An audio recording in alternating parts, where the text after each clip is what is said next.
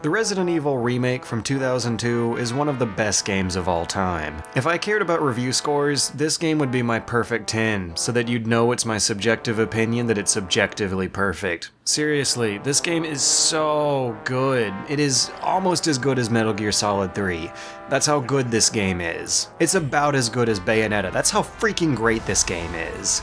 And I don't even think it's nostalgia. I didn't play Remake until about 2009 when it was way past its prime, and I was still feeling the magic. This is what happens when 6 years of time, experience, and profits polish a genre-defining archetype into a masterpiece. If RE4 killed Resident Evil, then Remake killed the classical survival horror genre.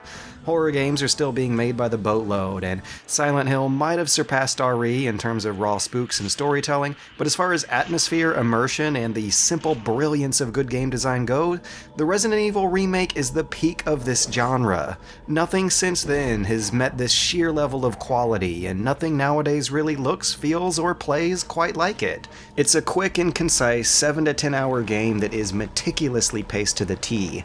You're completely immersed in the developer's design here. This is an experience heavily directed right down to the camera angles. Every single frame the player sees is the director's. Every angle is specifically shot to balance visibility and tension in its own individual way. After all, what you don't see is always going to be scarier than what you do. And since this is a video game, being able to see where you're going and what's coming at you is going to provide a huge tactical advantage.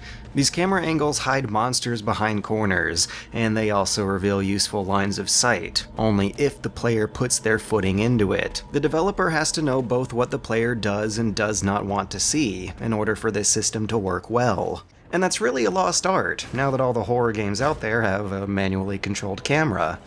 The rigid, stiff, one-shot-at-a-time combat means that the devs could make the player's ammo count rise and fall exactly when they need it to.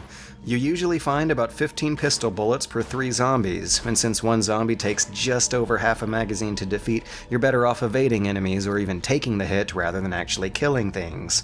But now that horror games are also these domineering shoot-'em-up power trips, that is also a lost art. Even the dispassionate technical quality of life feature that is a game save becomes a game token here. Ink ribbons are placed so that you find about 3 of them for every major key or puzzle item, so that saving the game is both a savory reward and a strategic gameplay decision.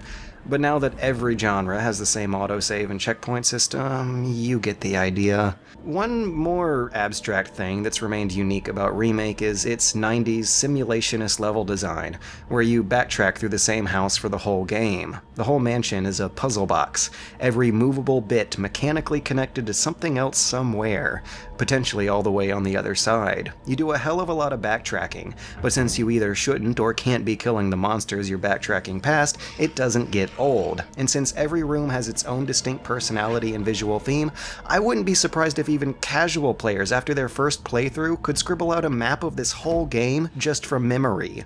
Every item is placed deliberately, every camera angle hides just what needs to be hid. The puzzles aren't too hard and they aren't too easy. There's just enough hints and just enough secrecy. And now, after 13 years, it's easy to notice how Remake has certainly remained punishing, but it's also not downright cruel.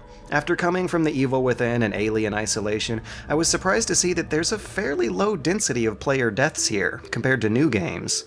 Compare the Chainsaw Man, the boulder, and the giant fish that can instantly kill you in the first hour of RE4 to just this shark halfway through Remake. It's set to an invisible countdown timer on a certain part of this path, which totally breaks the consistency and the rules of every other monster in the game.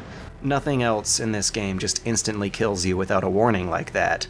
It just made me notice that a balance has to be struck between the damage output of enemies against how much lost progress a player death represents. So in something like RE4, where dying just sets you back a few minutes, enemies are going to have to deal out a whole lot more damage in order to remain threatening. Meanwhile, in RE1, the traps can be reset, high damage attacks can be dodged, and it takes about 3 good zombie bites before you should start worrying. And this shark is the only instant death in the whole game. It goes against the rules, but I don't really mind that. The things that are frustrating about Remake have a point. The things that might look like they're flaws, like the tank controls, the backtracking, the save systems, and the tiny inventory space, they all have a purpose or a payoff to them that the developers were making that sacrifice to accomplish. including this shark. After getting eaten so many times before figuring out how to avoid, then drain, then electrocute this shark, you have to grab an item placed next to the mouth of its corpse. That's freaking brilliant. Taking 5 footsteps to grab that thing and walk away was the most nerve-wracking, terrifying experience I've had in years. Remake was the swan song of a lot of things. It was the swan song of its kind of self-contained backtracky level design. It was the swan song of that kind of scorched earth game design philosophy, where so many sacrifices were made to boost up other elements of the game. It was the swan song of 2D pre-rendered backgrounds. They really did look like they were 15 years ahead of their time, and they were shot from really pretty and interesting angles. And with the extra performance that having 90% of the screen being a JPEG offered, Remake finally marked a point in graphical fidelity where the 3D assets didn't jar horribly against the 2D. This game still looks fantastic to this day, if you play it on the right display. Which is the only real problem I have with Remake. The critical flaw, the one unintended flub that wasn't a part of this game's grand design, is that it's gonna look awful on an HD TV. The glowy phosphorescence of CRT pixels and the tiny scan lines between them make for a kind of anti-aliasing effect that sharpens low-resolution images from a distance, which is why the game still looks so damn good, but only on older TVs.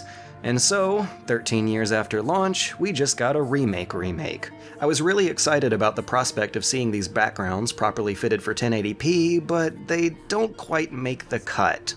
Some backgrounds look fine in HD, others have a very stretched, filtered look to them that isn't going to be fooling anybody.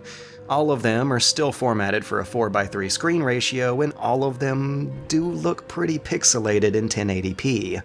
Which means this isn't a true HD remaster like they're billing it. It still looks good, but when I play the GameCube version now, I am still overwhelmed at just how amazing every single angle looks. And when those images are stretched out to a resolution higher than they were ever intended to be seen at, it doesn't quite have that same effect. I briefly emulated the GameCube version to get a clear look at both iterations of these backgrounds. The 3D assets in Remake were upgraded very well. The game's running at 60 FPS now, which is always nice, but the backgrounds look more like higher resolution backups of the originals rather than truly high resolution re-renders of the originals. Remake also has a new camera-oriented control mode that makes a lot of sense until the camera angle suddenly switches axes and you have to reorient yourself. But it's almost a non-issue since tank controls are always going to be bound to the D-pad. You can switch between the two of them as you need to just by pressing different buttons. Zigzagging in and out of a zombie's grab radius certainly makes the game easier, and that's not how it's intended to play, but it's still Remake, which means it's excellent. The only complaint I have is that it just meets my expectations rather than exceeding them. And it's just $20. Buy it, please. You'll be sending Capcom a message. Over the past 2 weeks, I played Jill's campaign in Remake, and then I did Chris's on the GameCube version, and then I played Jill again on the Director's Cut PlayStation version, pretty much so that I could just hear this line one more time. Oh, Barry! That was too close. You were almost a Jill sandwich. You're right. Barry, thanks for saving my life. That's hilarious, but this stuff set the bar for the kind of voice acting people expected from horror games in the future. RE1 had a terribly low budget for acting, and 90s Capcom had a terrible localization department, which meant that this game got hilariously bad writing and acting. It's a weapon. It's really powerful, especially against living things. Better take it with you.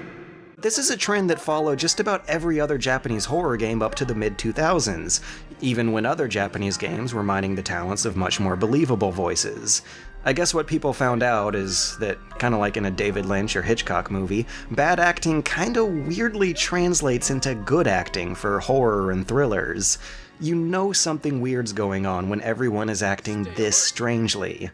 Another fortunate side effect of the times were these surreal, green-screeny backgrounds, which was another creepy quirk of the mid-90s. There's so much detail poured into the lighting and textures here, but little to no attention given to the actual details filling the room. The entire mansion is missing a lot of furniture and decorations. It's really eerie. You know something weird's going on when everyone looks this disconnected from the world they're in.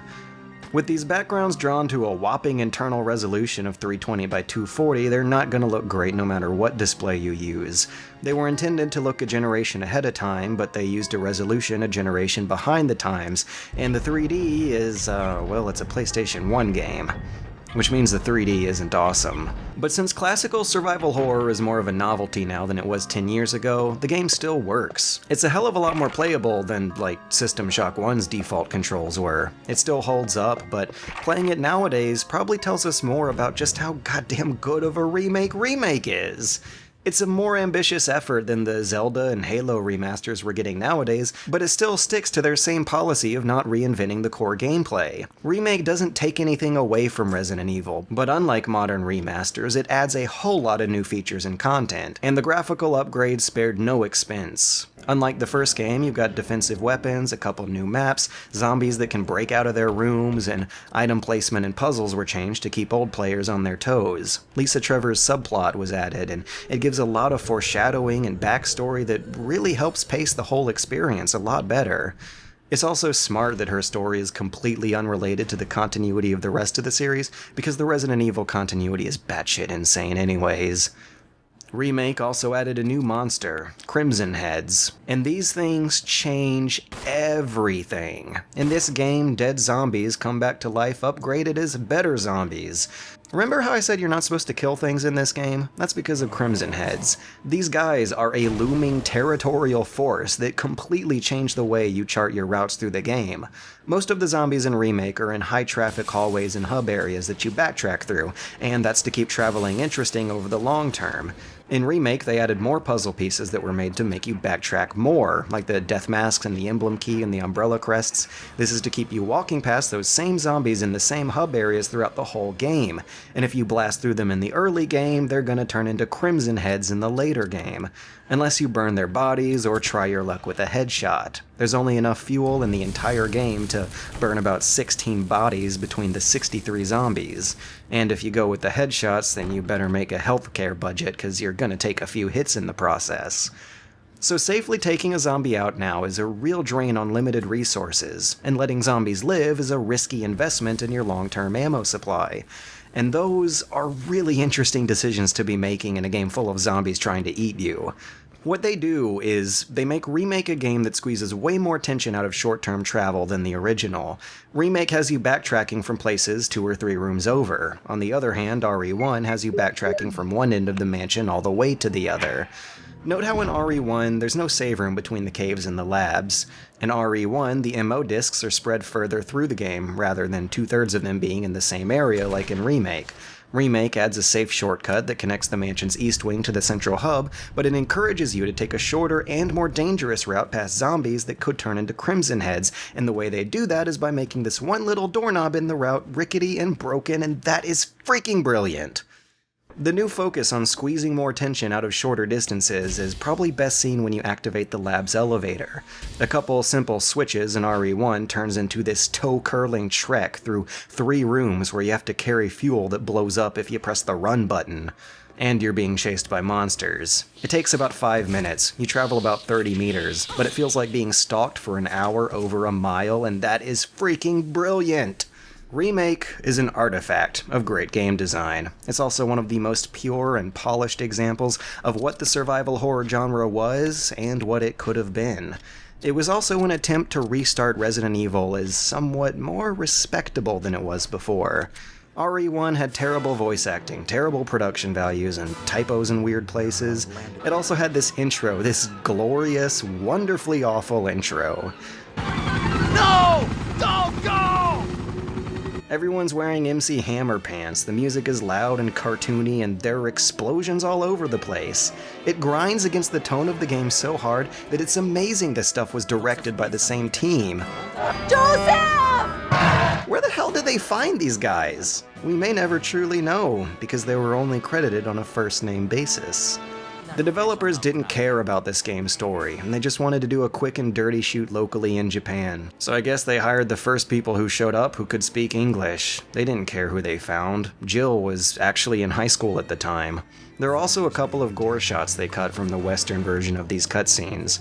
So, a year after the launch of the original game, they intended to make a director's cut that would feature those uncensored cutscenes with the gory shots still in. But the localization team must have missed a memo or something, because they ended up releasing the game with the censored cutscenes while still managing to print, ship, and sell thousands of CD sleeves, claiming otherwise. Also, the soundtrack in this director's cut is, it's a bit strange. Here's the basement music.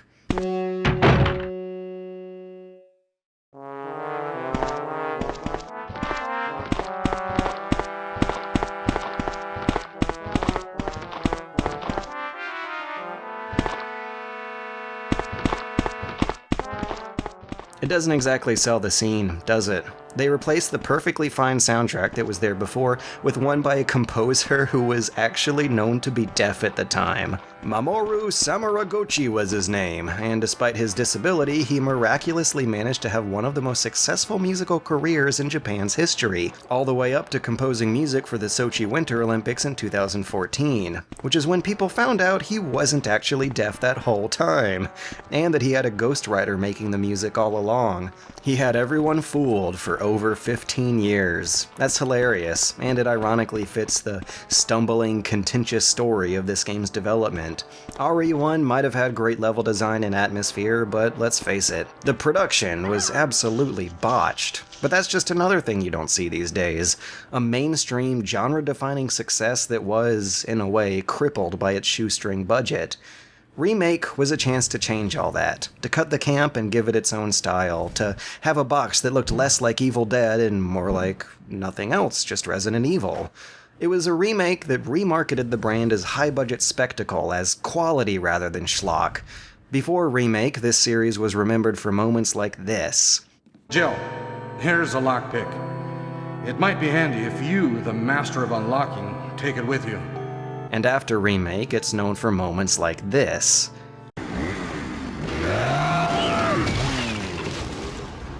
But for me, the most memorable moments from REmake are moments like this.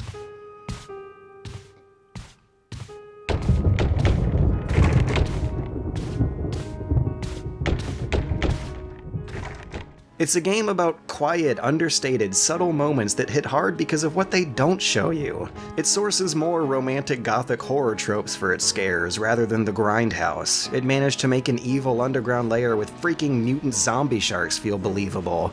The Lisa Trevor subplot, as gruesome and gory as it is, hits hard because the game spends hours building it up and then hides it right back away again in the shadows as soon as you figure out what's going on. REmake is the amazing moment in this series where, against all odds, Resident Evil was kind of classy for once. When the cutscenes weren't playing, at least. But anyone who's played this series, and anyone who really follows survival horror games, should know how this story ends. REmake bombed on the GameCube. Its low sales are a frequent reason cited as to why the series switched gears so hard at number 4, with all the focus on the action and the smoother playability. But maybe, just maybe the reason it didn't sell as well the first time is not because consumers were tired of tank controls and pre-rendered backgrounds, although I remember a whole lot of internet arguments that made it seem like people definitely were tired of that stuff to an extent, but maybe those initial sales were more to blame because it was released early on in the life cycle of a third-place console whose primary demographic wasn't Resident Evil's. But now, REmake is setting sales records, while a huge explosion in indie horror games is happening at the same time. Alien Isolation garnered a heap of praise, and Capcom is re-evaluating exactly what they should be doing with this franchise. I think conditions are prime for a comeback. It's high time we got a real AAA survival horror game again, and there seems to be more of a market for it now than there was in 2002.